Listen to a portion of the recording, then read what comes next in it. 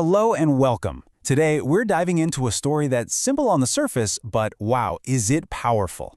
It's all about a handful of grain, a basket of fruit, and a really timeless lesson on what it truly means to give. Let's get right into it. So, let's start off with a big question. What actually makes a gift priceless? I mean, is it how much it costs, how big it is, or is there something else, something deeper, that gives a gift its real value? Just keep that question in the back of your mind, because it is the absolute heart of the story we're about to explore together. All right, our story kicks off with a totally innocent wish in the famous village of Gokul. And our main character here, well, it's not some mighty king or a fierce warrior. Nope, it's just a small child with a very simple, pure-hearted desire. I want you to picture this, the dusty, sun-drenched lanes of Gokul.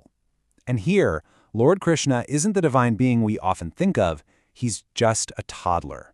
A little kid playing in his family's courtyard, probably babbling away like any other small child. And then, a sound cuts right through that afternoon haze. Fruits! Get your sweet, juicy fruits! It's the call of a fruit seller, and it catches little Krishna's ear. And right in that moment, a simple, wonderful idea starts to form in his mind. This leads us to what I like to call the effort of little fists. Because once that idea is in his head, Krishna is on a mission. He absolutely must have some of that fruit. And this leads to a very sincere and, let's be honest, a pretty clumsy attempt to make a trade. Now, we've got to remember the world they lived in. This was way before credit cards or even cash was the main thing.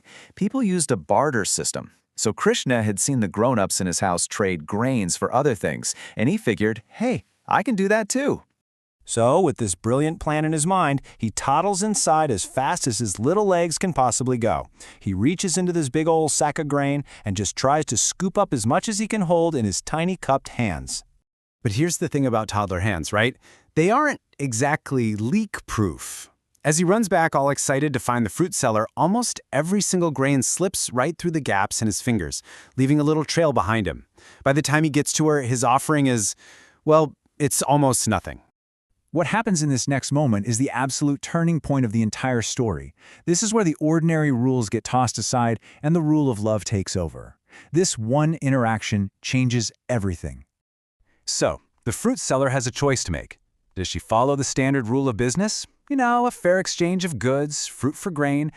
Or does she follow a completely different rule, the rule of love, inspired by the pure, hopeful innocence she sees in this little boy's eyes? You can just imagine it. She looks down at his nearly empty little hands, and then she looks up into his big, hopeful eyes. And in that instant, she's just completely captivated. The rules of commerce, of making a profit, they just melt away. She decides to forget all about business and just act out of love.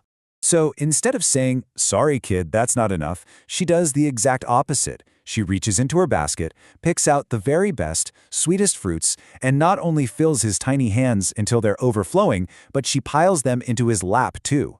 You can just imagine how happy little Krishna was.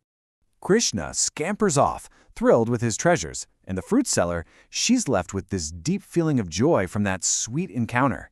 But hold on, the story isn't over, not by a long shot. This is where we get to the miracle of the grains. So let's be really clear about what she actually got in this trade. Maybe 2, 3, 4 tiny grains of rice. That is all that was left in Krishna's hands when he reached her. From a business perspective, that's basically worthless. It's nothing. Feeling happy and fulfilled, she bends down to lift her basket and move on. But wait a minute, something's not right. The basket, which should be a lot lighter, feels unbelievably heavy. Confused, she lifts the cloth to take a peek inside. And what she sees just takes her breath away.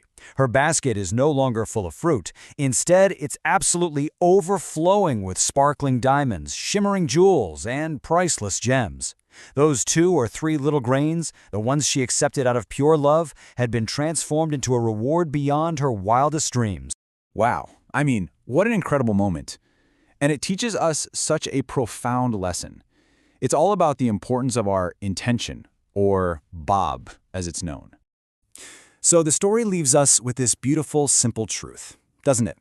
It's not about the size or the price tag of what we give, it's the intention, the purity of heart behind the gift that truly matters. A gift given with pure, selfless love, That's the most valuable thing in the universe. And as our fruit seller found out, those acts of kindness and devotion have a funny way of coming back to us, often multiplied 1,000 times over. And that brings us all the way back to where we started. What makes a gift priceless? Well, this story makes a pretty strong case that it's the love baked into it. So I'll leave you with this final thought to take with you. What's something, could be big, could be small, that you can give with that same pure, selfless intention in your own life?